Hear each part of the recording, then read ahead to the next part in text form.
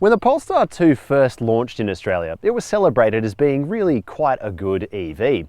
But despite its warm reception, there are still a few things that we wanted fixed. Some of those things on our wish list were quite reasonable, like could they have less safety items as part of an optional pack? And others were completely unrealistic, like, geez, wouldn't it be nice if it was rear-wheel drive? Imagine our surprise when they actually ticked all those boxes and brought this one out. One of the Polestar 2's main problems is that it's facing price pressure from more than one rival. When it first arrived in Australia, it was priced very deliberately to compete with the Tesla Model 3. But now with cars like the BYD Atto 3 and MG4 introducing a new EV price bracket to buyers, as well as the arrival of cars like the Cupra Born and price cuts to its primary Model 3 rival, the Polestar 2 is no longer just one of a handful of relatively affordable electric cars. It really has to stand on its own, which is no doubt why this round of updates are far more than skin deep and serve to address some of our main complaints about its original incarnation.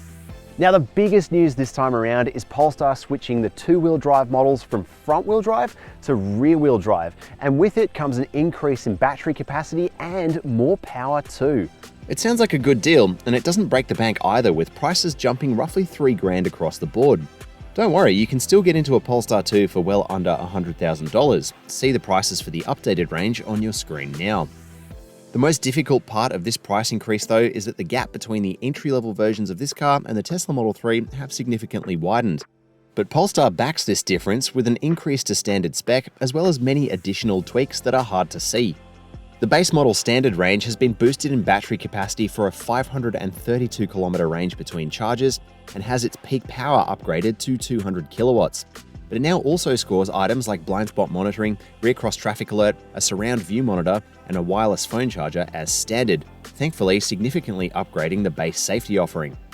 Standard equipment throughout the range continues to include cloth seat trim with 4-way power adjust for the front passengers, an 11.15-inch multimedia display using the Android Automotive operating system, a 12.3-inch digital dash, keyless entry and ignitionless start, dual-zone climate control, heated front seats, LED headlights, and 19-inch wheels. You can add significantly more equipment with the same packs as before. The Pilot Pack now adds adaptive cruise control, emergency stop assist, which brings the car to a halt if the driver is unresponsive, as well as upgraded pixel LED headlights and additional fog lights. The Plus Pack is more substantial, adding an energy-efficient heat pump, Harman Kardon audio, a heated steering wheel, rear heated seats, vegan Weave Tech seat upholstery, upgraded interior ambient lighting, an upgraded air filter, a panoramic fixed sunroof, upgraded trim for the cargo area, tinted rear windows, a foot sensor for the electric tailgate, and access to the digital key via the phone app. Finally, the Performance Pack continues to be only available on the long-range dual-motor variant that ups power to 350 kilowatts via software tweaks. It also adds 20-inch forged alloy wheels and upgraded Continental Sport contact tyres, upgrades the brakes to a Brembo setup, and adds dual-flow manually adjustable dampers in the suspension. It also adds a gold theme for the seat belts, valve caps, and brake calipers. Now the Polestar 2 has always been striking, and to be honest, I didn't really want them to change anything with this incoming facelift. And the thing is, they really haven't changed it at all. It's pretty much exactly the same handsome Scandinavian car that it's always been, except of course, they filled in the grille here to make it look more like the Polestar 3 and Polestar 4, a little bit more science fiction-y and a little bit less Volvo-y. On the inside, Polestar has really stuck to the original formula which kept this car so good looking when it first launched. There's lots of things we appreciate in here. The steering wheel's really nice, the seating position's really nice. This car comes in a bone Napa leather finish with the contrasting trims, which again, I think it really lifts this cabin up quite a lot. And there are soft touch materials everywhere you need them to be. This armrest console box in the doors as well. And some nice contrasting bits of trim too, and recycled materials, so you can kind of feel good about the bits that have gone into this car. There are some things as well that we really appreciate that not every EV gets right, and that is this touchscreen here. It's really nice, simple software that's 1 or 2 clicks away from most functions that you need. And yes, you don't get a dedicated set of climate buttons, which would be really nice, but if you're going to do it through a touchscreen, this is a really good example because it's quite simple to operate. Again, 1 or 2 clicks to everything you need. And it has a digital instrument cluster, which the Tesla Model 3 doesn't have. Really nice to have, really simple in there too. I do wish sometimes that it did a little bit more though. Now, in terms of practicality, you've got a big bottle holder and map pocket in the door here, another one here, but when it comes to this center console, you kind of have to either choose an armrest or having a second cup holder, which is a bit of a shame. And if you've, got two people in here with coffees, it's a tough choice to make. And then of course there's this raised center console, which looks lovely, but in practice, it's not as practical as a lot of its EV rivals because there's no pass through here. So there's no large storage area underneath. You do get a wireless charger this time around, which is nice, but this hard, scratchy material has persisted through to this updated car. I really do wish they'd put some sort of soft finish here, because as you sit in this car for long periods of time, it does sort of grate up against your knee if your knee's resting here. It doesn't for everyone, does for me. I find it a little bit harsh over a longer drive. Other than that, of course, you get a few nice touches like this volume lever here, shortcut buttons for the defoggers. You've got two kind of power outlets here. It does cable up the interior a little bit, but a nice gentle shifter as well. Let's go hop in the back seat and see what it's like back there. The back seat doesn't offer any changes this time around either. As you can see, behind my own seating position, that's not actually too bad in terms of knee room. I've got somewhere to put my feet, which is nice, and headroom isn't too bad either, although it is probably the most limited of the dimensions in here. I do have to say, I see a lot of these cars as Ubers, and if you watch how I open the door here, it doesn't actually open very far, which makes access into this back seat less than ideal because you've also got quite a low roof line. So if you're picking up a less mobile passenger, you might have to clamber in here, and it also complicates things like fitting a child seat, something to keep in mind. In terms of practicality elsewhere, you've also got a large bottle holder in that door. You've got elastic mat pockets here, dual adjustable air vents, heated seats in higher specs of this car, and an outlet down there as well. I will note that this center seat here is not so useful for a full-size adult because it's got a raised console here, which is a sort of drawback of this platform, which also has to accommodate for combustion cars as well. And in the drop-down armrest, there's a further two cup holders. Now the boot capacity is pretty much the same compared to the previous car, and that comes in at around 405 litres. And the thing I've always liked about the Polestar 2 is the fact that it's got this big pop-up divider, so if you've got a smaller set of bags than ones that take up the whole boot, you can pop that up and stop them from rolling around. The updated Polestar 2 also has a uniform front capacity across the range. The biggest changes for the Polestar 2 are ones you can't see. As we mentioned before, the standard range and long range variants make the big switch to rear-wheel drive, upgrading to a more efficient and powerful electric motor. See the new power figures on your screen now, but suffice to say, it's a significant jump across the range. But there's much more. Every Polestar variant also gets a new battery pack.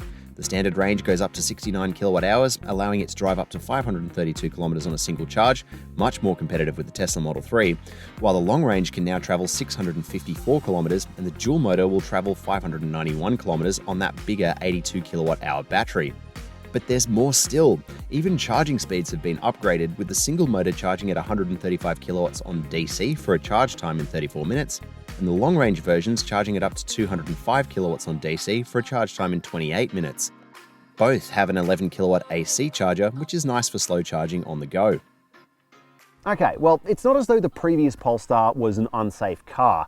It's just that this one comes with some stuff that was on the options list, like blind spot monitoring, rear cross traffic alert, just a handful of things like that. And here is its mid-range radar, but you still do need to pay for adaptive cruise control, which, it's a bit of a shame. Elsewhere, the Polestar 2 safety kit includes 8 airbags and the expected stability and traction controls, with dual ISOFIX points on the outboard rear seats.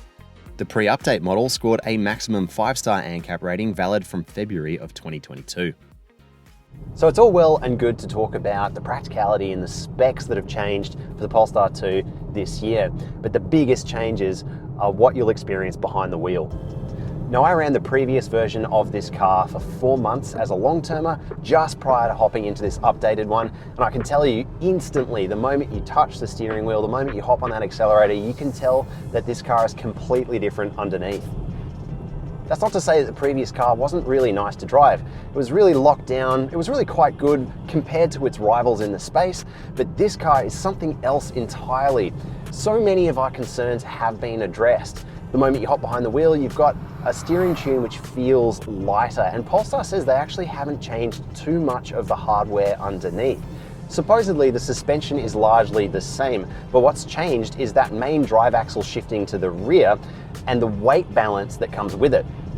This means that nasty sharp edge that we complained about with the previous model has been replaced by a nice supple ride, particularly in the two-wheel drive variants.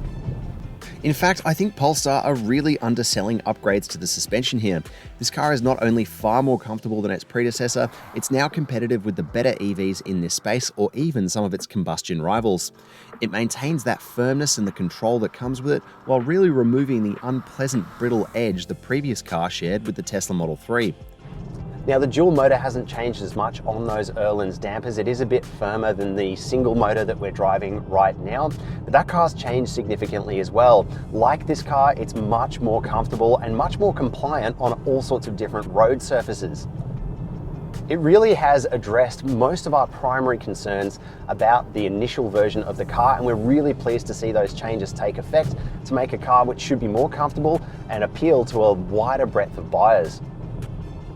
Now, you do have a more powerful motor as well. You've got 220 kilowatts on tap in this long-range rear drive version. And honestly, like the front-wheel drive version before it, it doesn't quite feel like the advertised power that it says on the tin.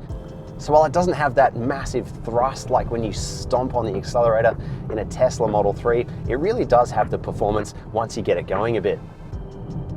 Now, importantly, with that shift to rear-wheel drive, the handling has transformed as well. You've got the same 3 steering tunes as you had before, all of which are really quite good, but you can feel, because there's less going on that front axle, you can concentrate more on the steering and there's less friction and less weight going on at the front there, and it makes the car just feel all over better to steer around a corner.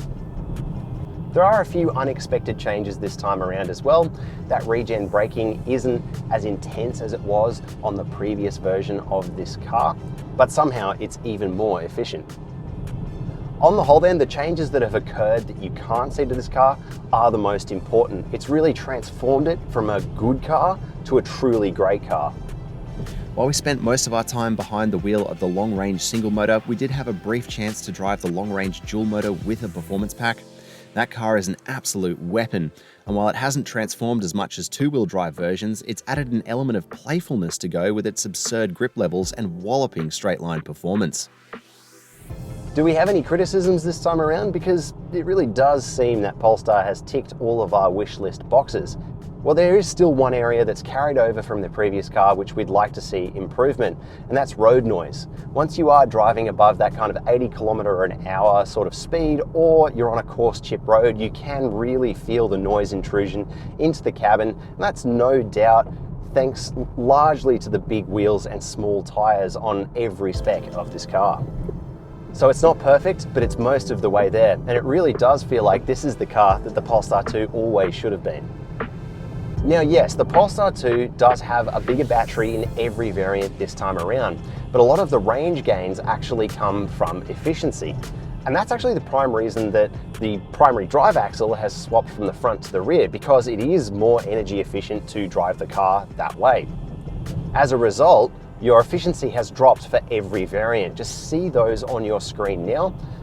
Now, the key things you need to know about owning one of these: you've got a 5-year warranty, and importantly, this car only needs to be serviced every 2nd year, and the first 2 are free. So there you have it, everything you need to know about the 2024 Polestar 2. It's got more features than it had before, it's got a longer range, it's even better to drive, and while it's not a budget EV, it is the car that it was always destined to be. If you want to read more about this car and my long-term chapters of the previous version, check out our full reviews over at carsguide.com.au.